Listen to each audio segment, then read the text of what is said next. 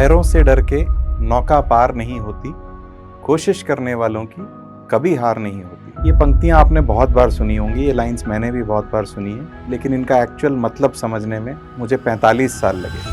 पापा बिस्तर पर लेटे थे, डॉक्टर ने जवाब दे दिया था कि इनके पास अब ज़्यादा समय नहीं है। मैं उनके पास बैठा था, उनका हाथ मेरे हाथ में था और उन्हीं आखिरी पलों में उन्होंने शायद अपनी ज़िंदगी की आखिरी और सबसे बड़ी नसीहत मुझे दी थी। और वो नसीहत ये थी कि ज़िंदगी में जो मर्जी कर लेना, लेकिन बिजनेस मत करना।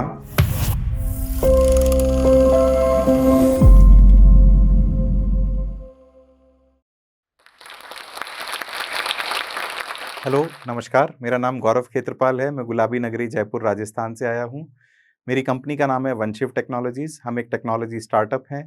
हमारी मार्केट वैल्यूएशन 100 करोड़ से ऊपर है। तो दोस्तों, क्या कारण थे कि मेरे फादर चाहते थे कि मैं बिज़नेस नहीं करूँ, मैं एक बिज़नेसमैन नहीं बनूँ, और कैसे मैंने वो जर्नी शुरू की और कैसे मैंने वो जर्नी आगे बढ़ाई। चलिए कहानी शुरू करते हैं। मैं 3 कारणों की वजह से यहाँ आया हूँ। पहले मैं उन 3 कारणों की बात करूँगा, फिर मैं आपको अपनी कहानी के बारे में बताऊँगा। कहा जाता है कि अगर आप अपना बिज़नेस शुरू कर रहे हैं या अपनी स्टार्टअप शुरू कर रहे हैं, उसके लिए एक एज होती है या उसके लिए एक सही उम्र होती है। और आईटी स्टार्टअप्स के लिए ये कहा जाता है कि अगर आप 21 साल के हैं, आप 25 साल के हैं, आप 30 साल के हैं, वो एक सही उम्र है स्टार्टअप शुरू करने की। मैंने अपनी स्टार्टअप 45 साल की उम्र में शुरू की थी, जब मेरे काफ़ी जो दोस्त थे, काफ़ी दोस्त यार जो हम उम्र लोग थे, वो सेमी रिटायर्ड हो चुके थे या वो बहुत एक कंफर्टेबल लाइफ जी रहे थे। तो मैंने ऐसा क्यों किया, मैं इसके बारे में और बात करूँगा। बट 45 साल की उम्र में भी आप एक नया बिज़नेस शुरू कर सकते हैं, आप एक अपनी कंपनी लॉन्च कर सकते हैं। दूसरी जो बात मैं कहना चाहूँगा वो ये है कि मैंने अपनी कंपनी, जब आप आईटी स्टार्टअप के बारे में सुनते हैं, आप किसी से मिलें, आप उनके बात करें, आप उनसे बोलें कि मैं आईटी स्टार्टअप कर रहा हूँ, वो आपसे ये नहीं पूछेंगे कि आप कहाँ पे कर रहे हैं। वो आपसे ये पूछेंगे आप बैंगलोर में रहते हो या आप हैदराबाद में रहते हो या आप पुणे में रहते हो। कोई सोचेगा भी नहीं कि आप जयपुर में रहते हो। तो जब मैं लोगों को ये बताता हूँ कि मैं जयपुर में रह के ये स्टार्टअप कर रहा हूँ, तो उनके जो एक्सप्रेशंस होते हैं वो देखने लायक होते हैं। और ये कहने का मकसद ये है कि अब वो ज़माना गया कि अगर आपको आईटी कंपनी चलानी है तो आपको आईआईटी से होना ज़रूरी है, या आपको बैंगलोर में होना ज़रूरी है, या आपको हैदराबाद में होना ज़रूरी है, या आपको यूएस या यूके जाना ज़रूरी है। ये अपॉर्चुनिटी हर जगह अवेलेबल है। आप चाहे एक छोटे शहर में हैं, आप चाहे गाँव में हैं, आपको इंटरनेट चाहिए, आपको बहुत सारी मेहनत चाहिए और फिर आप जो चाहें वो दुनिया में कर सकते हैं। तो दूसरा रीज़न ये है जो मैं यहाँ पे आके बताना चाहता था। तीसरा एक रीज़न ये भी है, जयपुर इंडिया का जो स्टार्टअप इकोसिस्टम है वो दुनिया में बहुत प्रख्यात है, बहुत लोग जानते हैं। यहाँ पे बहुत सारे वीसीज़ हैं, एंजल इन्वेस्टर्स हैं, बड़ी-बड़ी यहाँ से कंपनीज़ निकली हैं। और ये एक धारणा है कि अगर आप अपनी स्टार्टअप शुरू करना चाहते हैं या अपनी एक आईटी कंपनी बनाना चाहते हैं, आपको एक इन्वेस्टर की ज़रूरत होती है, आपको एक एंजल इन्वेस्टर चाहिए, आपको एक बड़ा नाम चाहिए, आपको शार्क टैंक जैसे शो में जाना ज़रूरी है। वो जब तक आपकी कंपनी में पैसा नहीं लगाएँगे या जब तक कोई बड़ा नाम आपका ब्रांड एम्बेसडर नहीं बनेगा, आप सक्सेसफुल नहीं बन सकते। आप एक छोटी कंपनी बन के रह जाएँगे, आप कभी स्केल नहीं कर पाएँगे। तो ये तीसरा भी जो एक गलत धारणा बनी हुई है, जो मिथ बना हुआ है, कि मैं अपनी कहानी के ज़रिए उसको बदलना चाहूँगा। तो मैं अपनी कहानी शुरू करता हूँ 45 साल पहले, 1977 की बात करते हैं।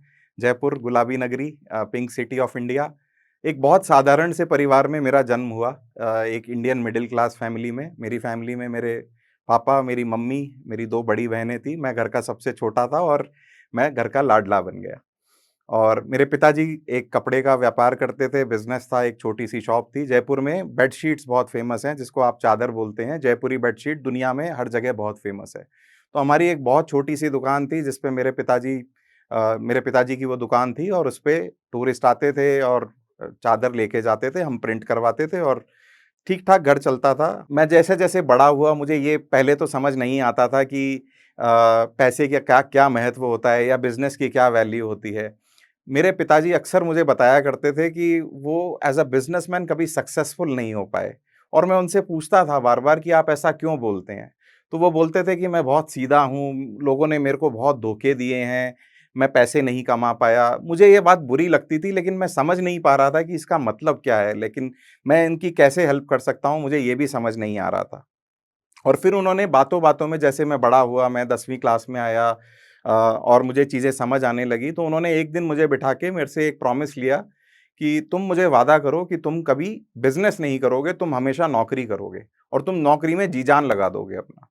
मैंने उनको प्रॉमिस किया और मैंने उसके बाद और भी ज़्यादा पढ़ाई करने की कोशिश की। मैंने आईआईटी का एग्ज़ाम 2 बार दिया, पहली बार मेरा सिलेक्शन नहीं हुआ, दूसरी बार में मेरा रैंक आया, लेकिन मेरा रैंक बहुत पीछे था और मुझे जो ब्रांच मिल रही थी और जो लोकेशन मिल रही थी, मैं वहाँ नहीं जाना चाहता था। मुझे और भी इंजीनियरिंग कॉलेजेस में ऑप्शंस मिली।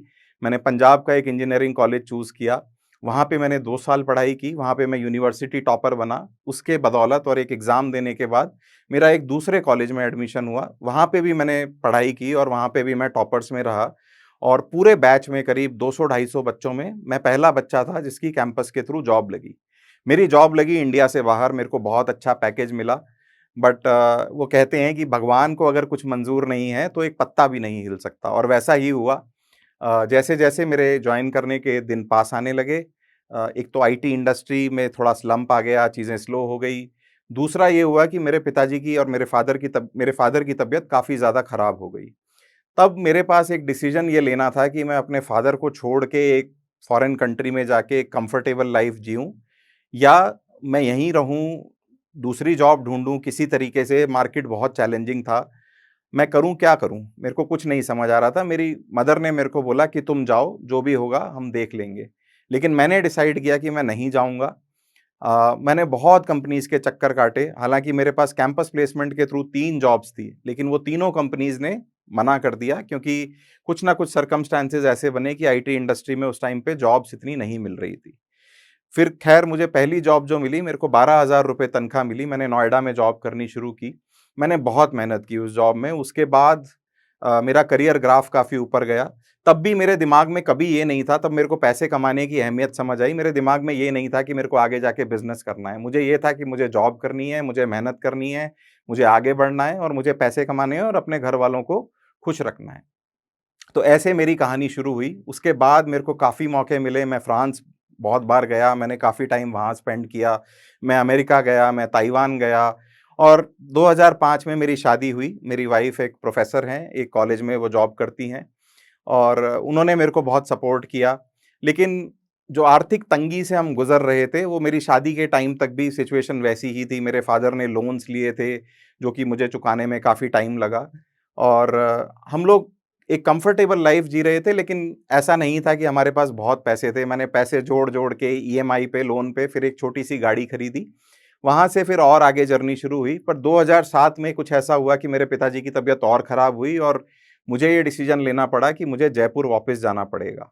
या तो मैं अपने फ़ादर को छोड़ दूँ उनके हालात पे या फिर मैं जयपुर वापस जाऊँ और जाके देखूँ कि वहाँ पे मैं क्या कर सकता हूँ। जयपुर में उस टाइम गिनती की 4 या 5 आईटी कंपनीज़ थी। मैंने सबसे बड़ी कंपनी जॉइन की, करीब-करीब आधे पैकेज पे जो मेरे को गुड़गाँव में मिल रहा था। तो वहाँ मैंने जॉइन किया, वो कंपनी भी उस टाइम पे सबसे बड़ी कंपनी थी बट उसमें भी 100 लोग भी नहीं थे।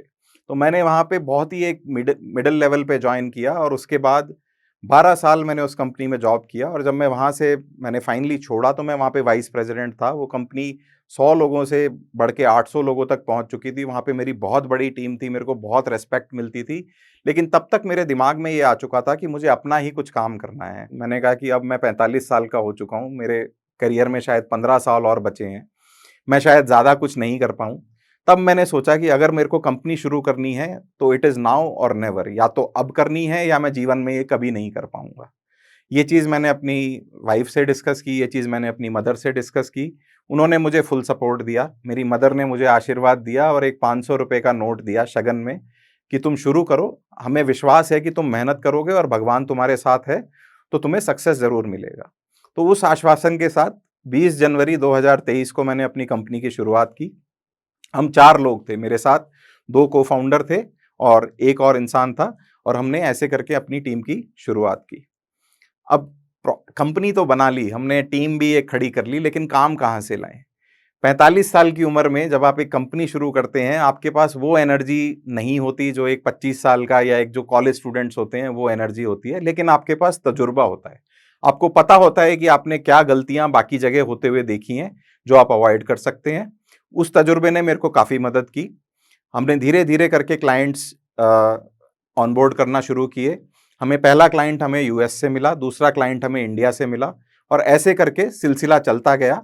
हमें क्लाइंट्स मिले Australia, Singapore, Dubai, Norway, south Africa और बहुत सारे कंट्रीज में हमें फिर क्लाइंट्स मिले। ये ईज़ी नहीं था। कभी-कभार ऐसा होता था कि फ़ोन आता था कि हमारे पास एक प्रोजेक्ट है, आप यूएस आ जाइए, और मैं बिना कुछ सोचे अगली फ्लाइट पकड़ के दिल्ली आता था, दिल्ली से फ्लाइट लेके यूएस जाता था। कभी-कभार वहाँ से काम मिलता था, 16-17 घंटे लगा के बिल्कुल थकी हालत में मैं वहाँ पहुँचता था। कभी वहाँ से काम मिलता था, कभी-कभार तो ये भी होता था कि क्लाइंट मिलने से ही मना कर देता था। तो मैं 3-4 दिन प्लेन में घूम के वापस जयपुर आता था और मेरे को लगता था कि मैं वहाँ गया क्यों? लेकिन जब आप एक फाउंडर होते हैं, आपको you have to take the chance that you get. आपको हर एक मौका जो आपको मिलता है, वो आपको दोनों हाथों से भुनाना पड़ता है और यही आपको कोशिश करनी पड़ती है कि कैसे भी करके काम मिले। तो धीरे-धीरे करके चीज़ें स्टेबल हुई, हमें और काम मिलता गया, हमारी टीम बढ़ी, हमने पहले शुरू किया घर से काम करना, हमें फिर एक गवर्नमेंट का जो इंक्यूबेशन स्पेस होता है, वहाँ पे 5 सीटें मिली। हमने एक 20 सीटों का एक शेयर्ड ऑफिस लिया क्योंकि हम अपना ऑफिस अफोर्ड नहीं कर सकते थे। एक दूसरी कंपनी के पास 40 सीटों का ऑफिस था। हमने उनको रिक्वेस्ट की कि आप 20 सीटें हमें दे दीजिए। ऐसे करके हमने बहुत सारी जगह धक्के खाए और फिर 1 साल बाद हमने अपना एक ऑफिस बनाया, जहाँ पे हमने 100 लोगों के हिसाब से वो ऑफिस स्पेस बनाया, क्योंकि हमारे उस टाइम पे शायद लोग 25-30 ही थे, लेकिन हमें विश्वास था कि हम ग्रो करेंगे। और वो फैसला सही साबित हुआ। हमारी पूरी लीडरशिप टीम ने, मेरे को-फाउंडर्स ने, मेरी जो लीडरशिप टीम है, वाइस प्रेज़िडेंट्स ने, एचआर ने, फाइनेंस ने, सबने बहुत मेहनत की और हमने काफ़ी अच्छा ग्रोथ देखा, जिसमें हमें काफ़ी लोगों को हायर करने का मौका मिला और हम 100 का आंकड़ा, जो कि एक स्टार्टअप या एक बिज़नेस के लिए कहते हैं कि एक माइलस्टोन होता है, एक बहुत बड़ा लैंडमार्क होता है, हमने वो क्रॉस किया। तो ये सारी चीज़ें बहुत अच्छी थी। हम सेल्सफोर्स नाम के एक प्लेटफ़ॉर्म पे काम करते हैं, जो दुनिया में बहुत बड़ी-बड़ी companies, investment banks, manufacturing companies, retail companies, ये सब यूज़ करते हैं। हम उसके काफ़ी बड़े पार्टनर बने। हमारा नाम बड़ी-बड़ी कंपनीज़ के साथ में लिया जाने लगा। हमें लगा कि अब we are in what is called as the big boys league, कि बड़े-बड़े खिलाड़ियों के साथ वनशिव का नाम लिए जाने लगा। वनशिव जो हमारी कंपनी है। तो एक अलग ही लेवल का कॉन्फिडेंस आया, उससे हमें लगा कि हम और एक्सपैंड कर सकते हैं।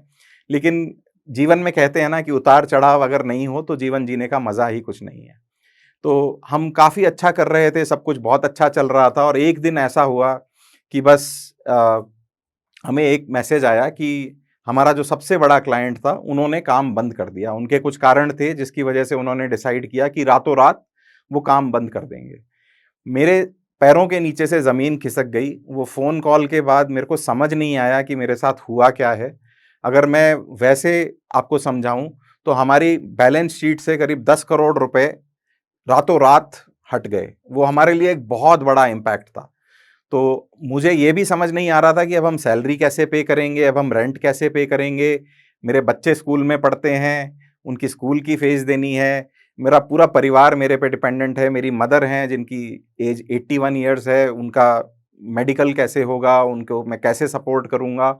और ये चीज़ों को लेके मैं बहुत परेशान रहा। 2 दिन मैं ऑफ़िस नहीं गया अपने, क्योंकि मेरे को समझ नहीं आ रहा था कि मुझे करना क्या चाहिए। मैंने अपने को-फाउंडर से बात की, अपनी लीडरशिप टीम से बात की, उन्होंने मेरे को दिलासा दिया कि हम कर लेंगे, हम सब साथ हैं और यही इम्पोर्टेंट है कि हम लोग साथ रहें और हम कर लेंगे। लेकिन मेरे को अंदर ही अंदर ये चीज़ खाए जा रही थी। तीसरे दिन हिम्मत करके मैं ऑफ़िस गया और जब मैं सीढ़ियाँ चढ़ रहा था और 1-2 लोग नीचे आ रहे थे, तो मेरी आँखों में से अपने आप से आँसू निकलने लगे। मैंने किसी तरीके से अपने आप को कंट्रोल किया, मैं अपने रूम में गया। थोड़ी देर मेरे को लगी नॉर्मल होने में, फिर मैंने अपनी टीम से बात की। मैंने कहा कि ये एक बहुत बड़ी समस्या है, अगर हम इससे नहीं निकले तो हो सकता है हमें कंपनी बंद करनी पड़ जाए। लेकिन कहते हैं कि अगर आप मेहनत करें, अगर आपकी नीयत ठीक है, अगर आप अच्छे लोगों के साथ काम करते हैं, तो आप किसी भी प्रॉब्लम को सॉल्व कर सकते हैं। वही हुआ। हमारी टीम ने जी-तोड़ मेहनत की। अगले 3 साढ़े 3 महीने तक हर किसी ने मतलब 12-12, 14-14 घंटे काम किया बिना बोले। मेरे को किसी को नहीं बोलना पड़ा कि तुम ये करो या तुम्हें ये करना ज़रूरी है या ये तुम्हारी रिस्पॉन्सिबिलिटी है। लोगों ने आगे बढ़ के वो रिस्पॉन्सिबिलिटी उठाई और हमारा जो वो गैप था एक 10 करोड़ रुपए करीब का, वो हमने बहुत जल्दी ही ओवरकम कर लिया। हमारी बैलेंस शीट फिर से पॉजिटिव हो गई। हमारे बैंक अकाउंट जो करीब-करीब खाली हो गया था, बिकॉज़ बिकॉज़ हमारे पास बहुत सारे एक्सपेंसेस थे, पहले के बहुत सारे बिल्स थे जो हमें देने थे। हम एक नया ऑफ़िस फ्लोर बना रहे थे, जहाँ पे हमारा काफ़ी बड़ा खर्चा हो रहा था।